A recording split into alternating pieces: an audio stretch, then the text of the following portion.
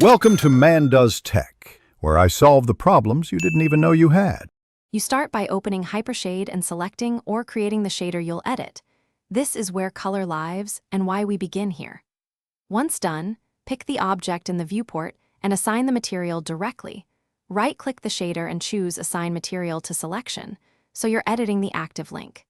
Make sure your object has displayable UVs or a basic projection, because without a valid mapping, the color or texture won't behave as expected in later steps. Now edit the color attribute directly to change hue, saturation, or value. The color picker is immediate, but image maps provide greater detail. If you prefer a texture, create a file node and connect its out color into the material's color input. This links the bitmap into the shading network.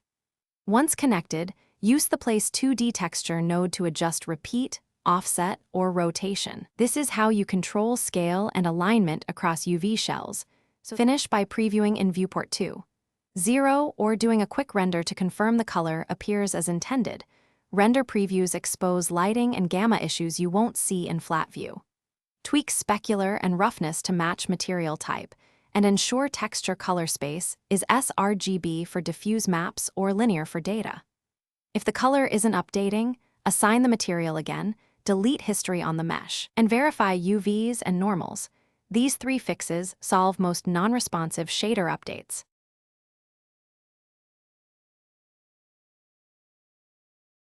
Thanks for watching.